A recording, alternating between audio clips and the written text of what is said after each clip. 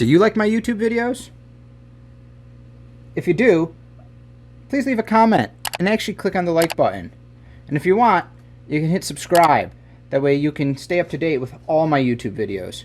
Hey, and go ahead and click that bell icon to be notified. Thanks. Take care, guys. Another Sunday, another Petsmart Care Guide review. This is done.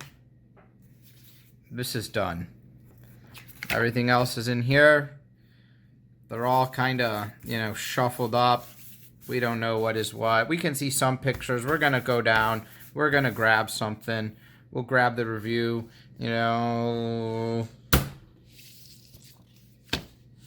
Leopard Gecko.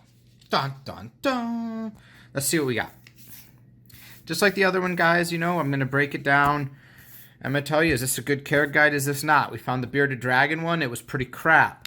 We found the Chinese water dragon one. It was actually pretty decent.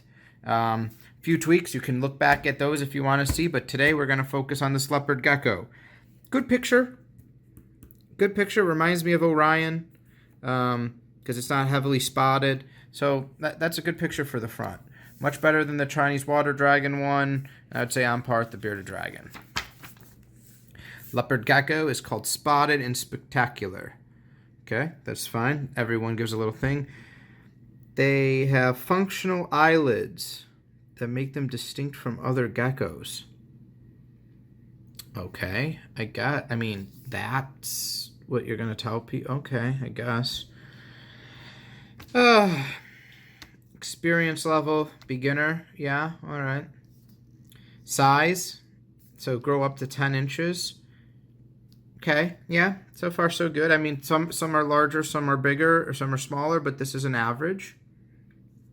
On average, they can live 15 to 20 years. Yeah, that's a good average range. That's a good range to throw out there, actually. I'm pretty surprised because they've normally been pretty far off with their average lifespan, so that's pretty good, huh? I wonder why they got that better. This could be good, guys. We could be looking at finally a good, like a real good one. We'll see. I don't know. Leopard gecko's origin. Origin? Did the other ones have origin? Yeah, they did. Okay. It's been a while. Leopard geckos originate from the Middle East. They require a warm, dry environment with a moist hiding spot where they may shed their skin. Okay. That's pretty right so far. Here's our picture of our leopard gecko terrarium. You guys know the routine. The tops to these things are virtually always the same. This is stuff that Petsmart sells. So normally you have a tank that more or less the outside looks the same. In fact, this is really close to the bearded dragon one, which is a little unfortunate. Same thing with the type of wood here. Here's the bearded dragon one. Here's the leopard gecko one.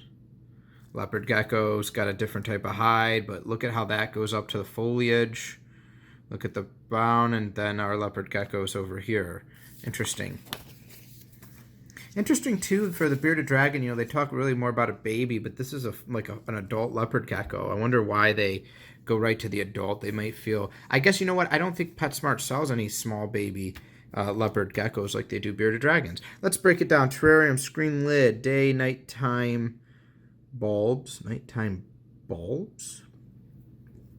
You shouldn't have any... This almost looks like it was cut off, actually. Look at the... where is the letter that we normally see that represents some data is missing? Normally we have an A here, and then the screen lid is identified with a B, which is missing.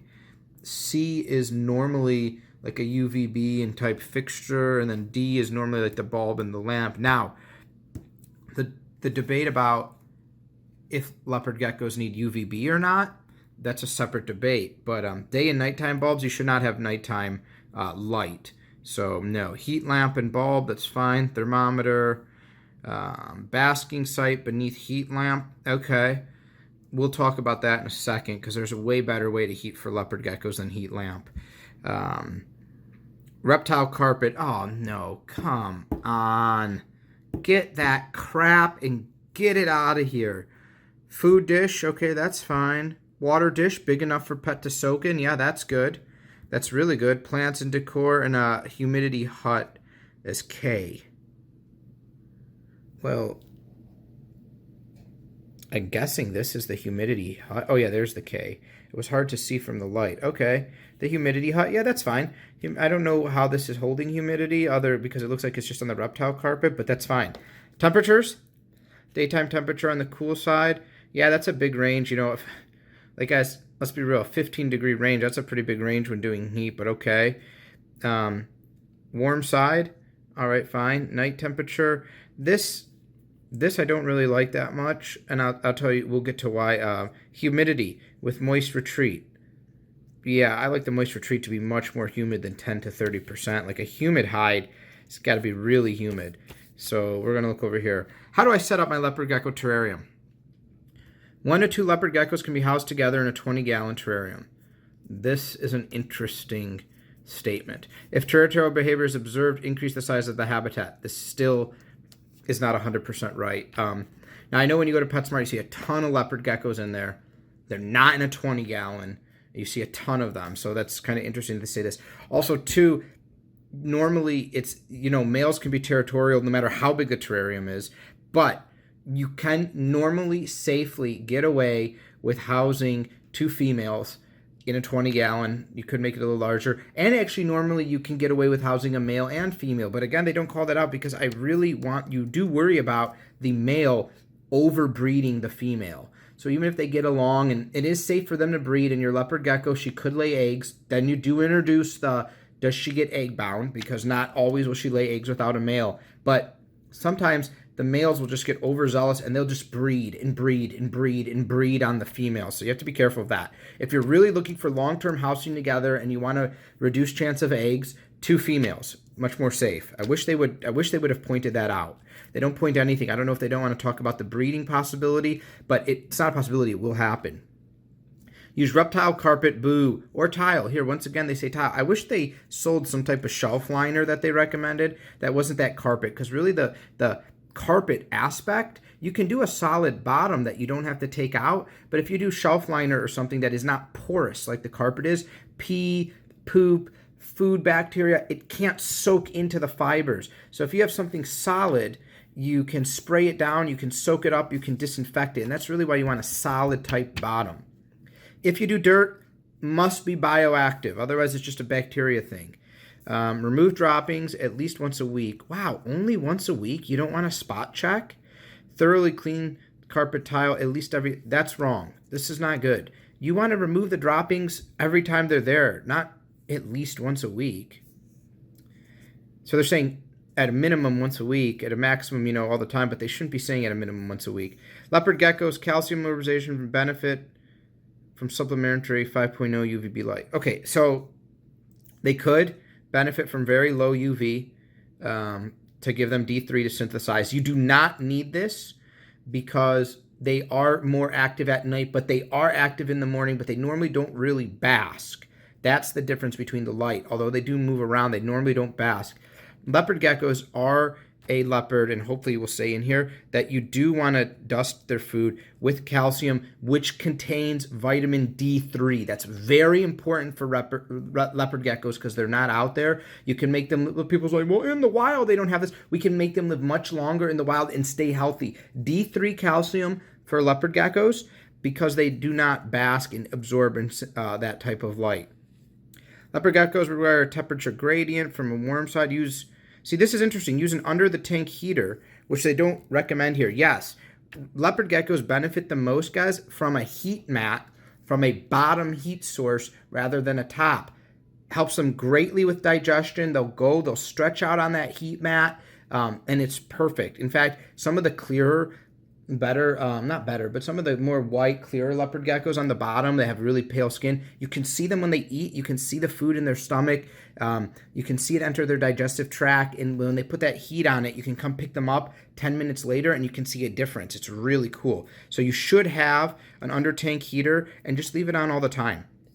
Your leopard gecko will move on and off that. That's why you should have a hot, they don't have it set up right here. You should have a humid hide, a cool hide, and a hide that sits on top of that under tank heater.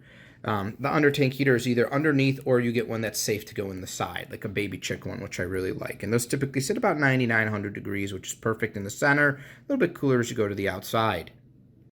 Next, they say use a chart here. Yeah, I don't like that chart because I don't like that humidity thing. Equip the habitat with 2 thermometers, one on each side to measure temperature. See, so for leopard geckos, I really don't care about this, and also I don't care about the screen lid. This whole screen lid setup, this can go. These leopard geckos, they can't stick to the tank, they can't climb out.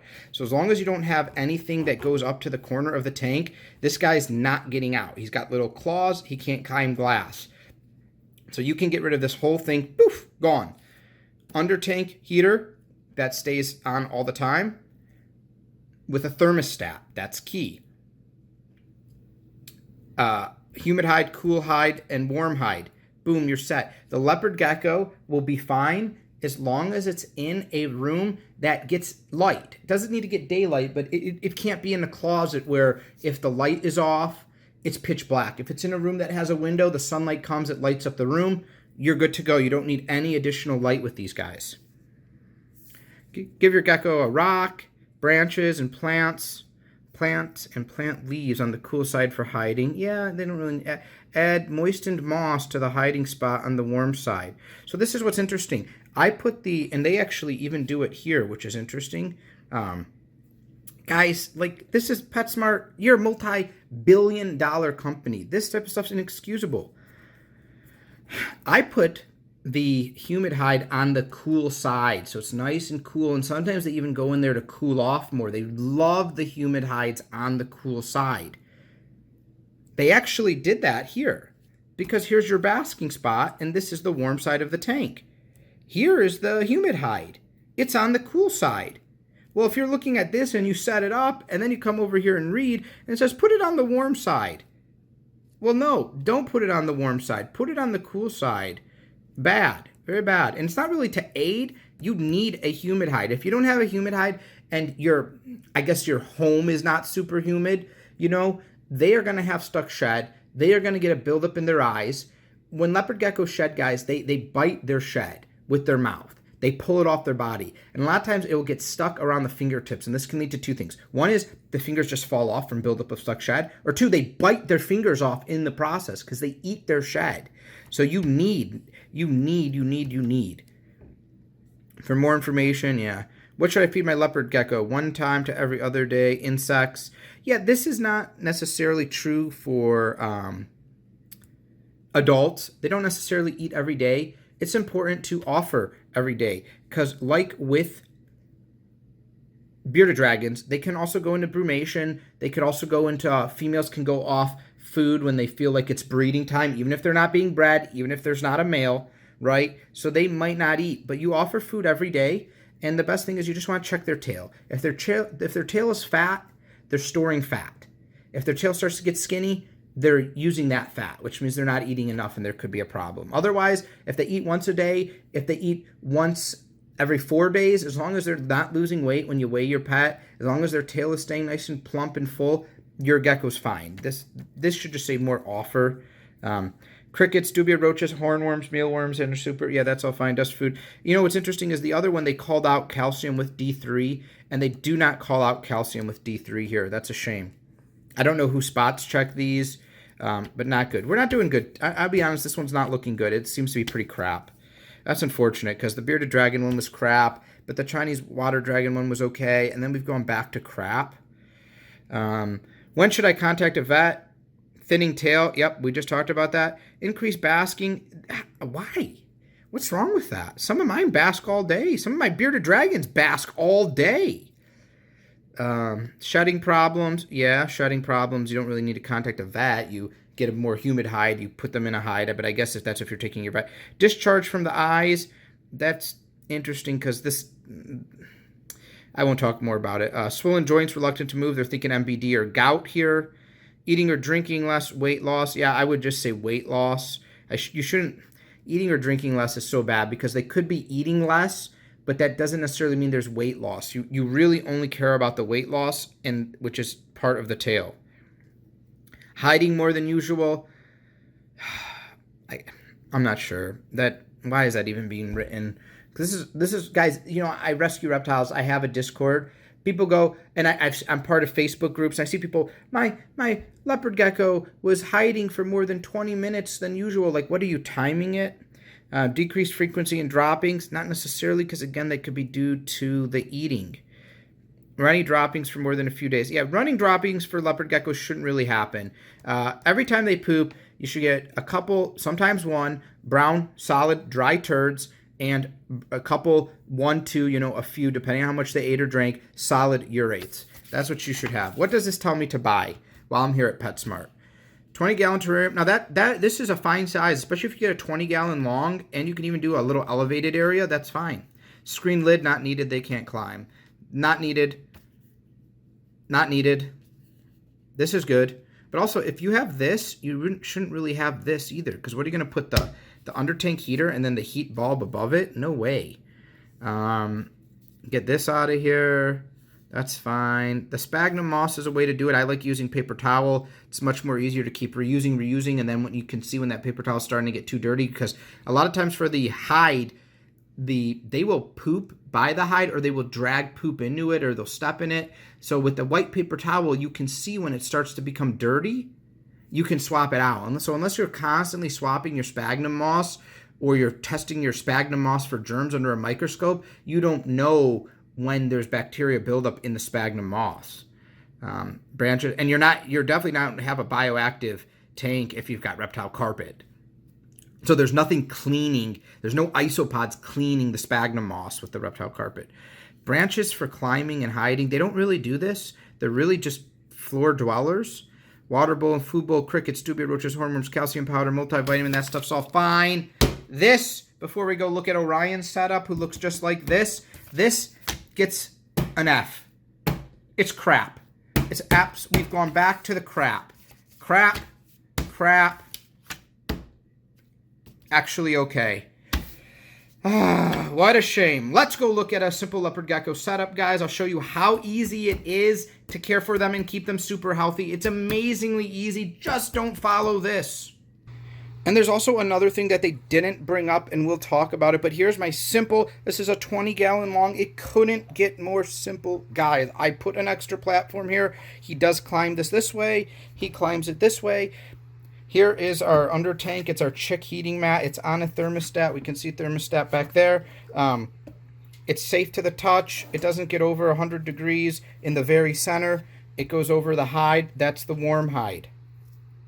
This is the cool hide. It's just a Tupperware that I've just cut out, right? It's simple. Above it is the humid hide. You've seen me do these humid hides. It's a Cool Whip, which I cut out a half circle, and I put paper towel in there and I get it wet. Orion is down there. He's so healthy, and that right there to his left is something I want to talk about. Well, actually, it's his right, our left. That is a bowl with calcium, with D3 in it. Leopard geckos will eat raw calcium powder. They will lick it. They will eat it. It's very good for them.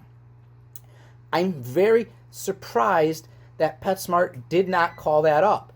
Now, you see, I've rescued leopard geckos, guys. You can watch my videos on Ariel. You've seen her before, and I've tried to rescue some. I'm going to pick up Orion now, which is what I'm doing. And I just want to show you how healthy he is. He is super healthy. His eyes are clean. He's super friendly. He has all his fingers, all of his toes, and look at how plump his tail is. He doesn't eat every day. He doesn't eat every other day. Sometimes he eats once a week. He always gains maybe a gram a month, you know, so he's super healthy. Sometimes he stays the same, but he's not lost weight. His tail doesn't thin. He's so good. That is what you want to look at. And they're super active at night. I really wish they would have put that in there as well. Leopard geckos are active dusk till dawn. Super. So at night, he'll be climbing everything. He'll be hunting. So if you have trouble feeding your leopard gecko, feed them after 8 p.m. at night when they're active. That's when I feed. He'll hunt for it, and it's great. But a simple tank setup like this isn't expensive. You don't need the second story. I wanted to give him a little ability to climb. He has no lid on his tank. He's nice. He's super healthy looking. Take care, everyone. Thank you guys for supporting my reptile rescue family.